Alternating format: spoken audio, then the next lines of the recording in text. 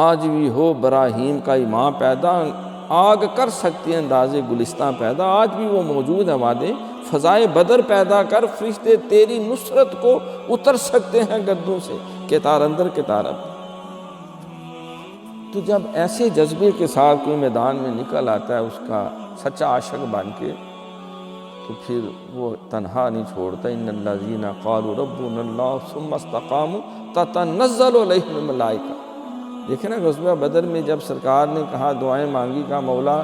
پورے روبِ زمین میں نظر دوڑا کے دیکھ، یہ 313 جو میں لے کے آیا ہوں، دیکھ روبِ زمین میں ساری کائنات میں سارے انسانوں کو اکٹھا کر کے کسی ایک جیسا بھی ہے کوئی جو سروں پہ کفن باندھ کے تیرے نام پہ وَلَقَدْ نَصَرَكُمُ اللَّهُ بِبَدْرٍ وَأَنْتُمْ أَذِلَّةٌ،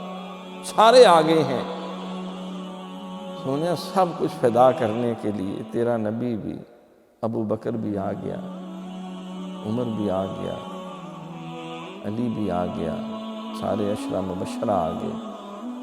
امیر حمزہ بھی آ گیا۔ تو یہ 313 اصحاب بدر، مولا تو مالک ہے جو مرضی کر، تو بے شک ہم سب کی جانیں اگر تجھے عزیز ہے لے لے،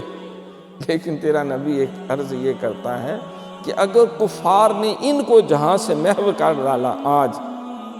اگر کفار نے ان کو جہاں سے محو کر ڈالا، پھر قیامت تک نہ ہوگا کوئی تجھ کو پوچھنے والا۔ سونے پھر اس جیسے مخلصین جو میں نے بڑی محنتوں سے 13-14 سال کی تگ و دو سے یہ 313 میں نے اکٹھے کیے ہیں، جن کے سینوں میں سوائے تیرے کسی کی محبت، جو تیرے نام پہ مر مٹنے کے لیے آگے ہیں، یہ میری ساری محنتوں کا ثمرہ ہے۔ اگر آج یہ سارے ہلاک ہو گئے تو پھر پوری روح زمین میں دیکھ لے کون ہے جو ایسا اظہار پیش کرنے کا۔ پھر اللہ کی مدد آئی، 2000 فرشتے آ گئے، 1000 اور آ گئے، جبریل آ گیا، میکائیل آ گیا، اسرافیل آ گیا، اب کفار کی جان نکالنے کے لیے اسرائیل بھی آ گیا۔